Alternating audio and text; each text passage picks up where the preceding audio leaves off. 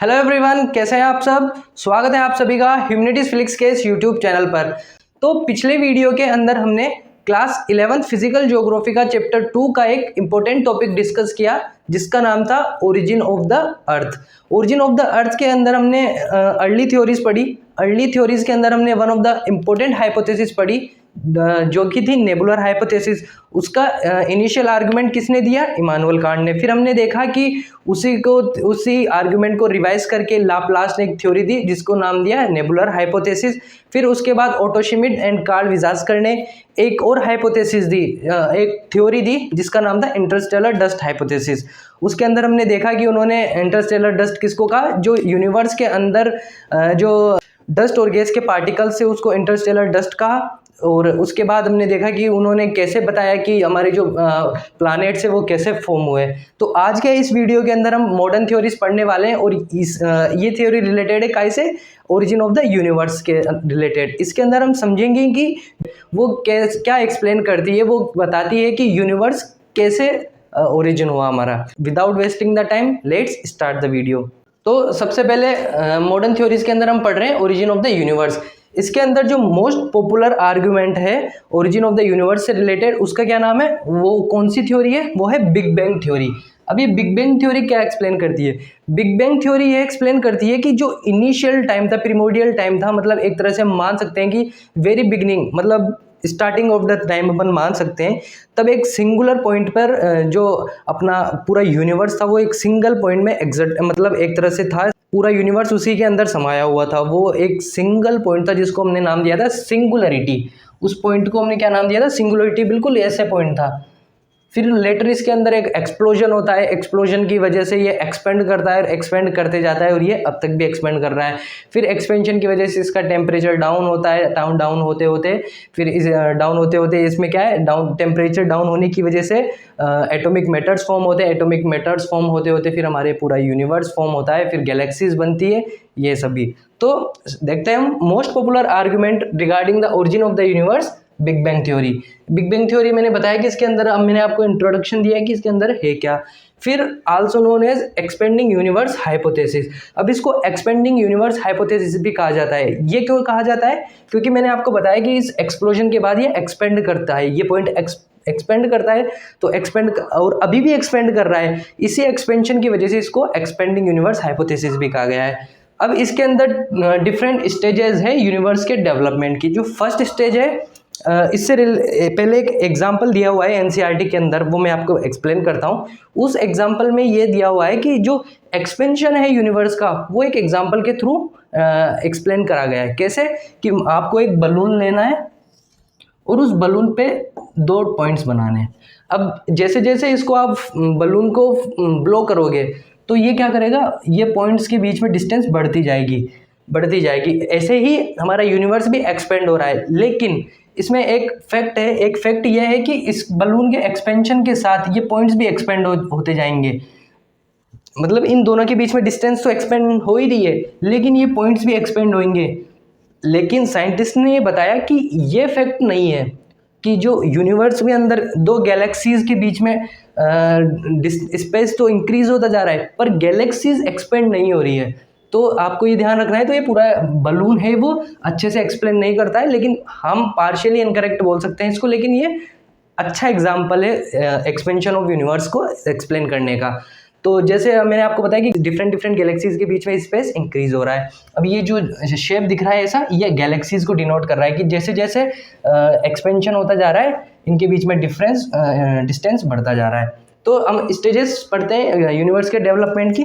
तो first stage है, in the beginning of all matters forming the universe existed in one place in the form of टिनी ball, जिसको हमने क्या नाम दिया? Singular atom. और मैंने आपको बताया भी है उसको क्या बोलते हैं? Singularity with unimaginably small volume, infinite temperature and infinite density. अब मैंने आपको बताया कि वेरी बिगिनिंग क्या था? ये एक सिंगल पॉइंट था यूनिवर्स। इसके अंदर क्या था कि ये जो था एक यूनिवर्स एक सिंगल पॉइंट के अंदर एग्जिस्ट करता था, जिसके अंदर इनफाइनाइट टेम्परेचर था और इनफाइनाइट डेंसिटी थी उसकी।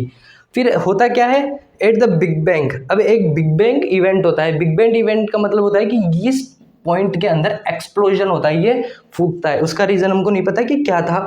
इस एक्सप्लोजन की वजह से एक्सपेंड होता है और ये एक्सपेंशन अभी भी हो रहा है, ये एक्सपेंशन होता रहता है। और ये जो बिग बैंग इवेंट था वो कब हुआ था? 13.7 बिलियन ईयर्स अगो। आपको ये ध्यान रखना है, एमसीक्यूज में एक क्वेश्चन आता है कि बिग बैंग इवेंट कब हुआ था, तो ये 13.7 बिलियन ईयर्स अगो ही इसमें एक्सपेंशन होता है। यहाँ एक्सपेंशन हुआ तो एक्सपेंशन की वजह से ये एक्सपेंड करते जाता है।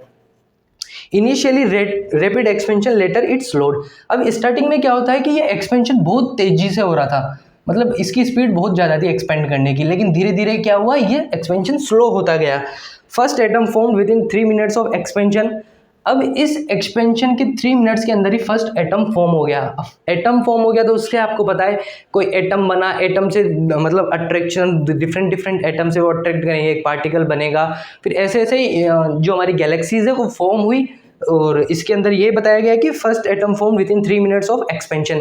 ये फैक्ट है, इसको याद रखना है 3 मिनट्स वाला। ओके, तो ये आपको समझ में आया कि कैसे एक तरह से सिंगल पॉइंट से हमारा यूनिवर्स एक्सपेंड करते जा रहा है। फिर आगे देखते हैं हम। After 30,000 years temperature down to 4500 Kelvin and gave rise to the formation of atomic matter। अब क्या होता है 3 लाख ईयर्स अगो, मतलब 3 लाख इसके बिग बैंग इवेंट के 3 लाख ईयर बाद क्या होता है, टेम्परेचर डाउन होता है।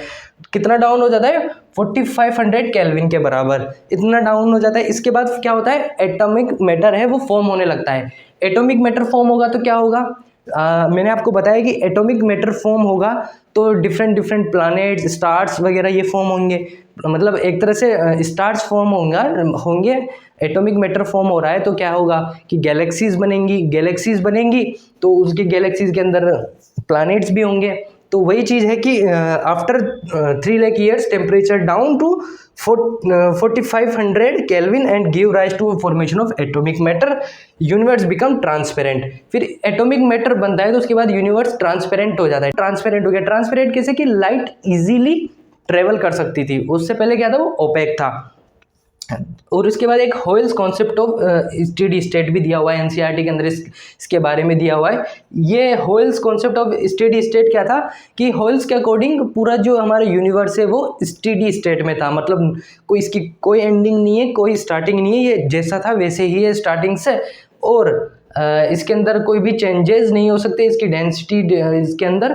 लेकिन धीरे धीरे इसके हमें जैसे बिग बैंग थ्योरी के साइंटिस्ट को बहुत सारे प्रूफ्स मिले तो उन्होंने इसको क्या रॉन्ग प्रूव कर दिया, और अभी जो साइंटिस्ट है वो बिग बैंग थ्योरी के ही सपोर्ट में है, होयल्स लॉ ऑफ स्टेडी स्टेट के सपोर्ट में नहीं है। वो किसको मानते हैं? बिग बैंग थ्योरी को। तो ये एक इजी सा टॉपिक था क्लास 11th फिजिकल ज्योग्राफी का चैप्टर 2 का। और हमने इस वीडियो तक हमने 2 टॉपिक कवर कर लिए हैं, एक तो अर्ली थ्योरीज और एक मॉडर्न थ्योरीज। अर्ली थ्योरीज में हमने ओरिजिन ऑफ द अर्थ के बारे में पढ़ा, मॉडर्न थ्योरीज के अंदर हमने ओरिजिन ऑफ द यूनिवर्स के बारे में पढ़ा। इसमें हमने बिग बैंग थ्योरी समझी कि वो क्या थी। जैसे स्टार्टिंग में एक सिंगल पॉइंट होता है, उसके अंदर मतलब पूरा यूनिवर्स एक सिंगल पॉइंट में समाया हुआ था, फिर उसमें एक्सप्लोजन होता है, एक्सप्लोजन की वजह से वो एक्सपेंड करता रहता है गैलेक्सीज के बीच में, जो था कि डिस्टेंस बढ़ता है। अब गैलेक्सीज के बीच में स्पेस तो बढ़ रहा है लेकिन गैलेक्सीज नहीं बढ़ रही है, ये चीज़ ध्यान रखनी है। और इसके अंदर हमने पढ़ा कि जैसे जैसे टेम्परेचर डाउन हुआ एटॉमिक मैटर फॉर्म हुआ, एटॉमिक मैटर फॉर्म होने की वजह से गैलेक्सीज वगैरह फॉर्म हुई। तो ये सारी चीज़ें हमने इस वीडियो के अंदर पढ़ी। अगर आपको कोई भी डाउट हो तो आप कमेंट सेक्शन में कोई कमेंट कर सकते हैं। और इस चैप्टर के अगर आपको हैंड रिटन नोट्स चाहिए तो आप हमारे टेलीग्राम चैनल को ज्वाइन कर सकते हैं, उसकी लिंक डिस्क्रिप्शन में। तो आज के लिए बस इतना ही। Thank you very much.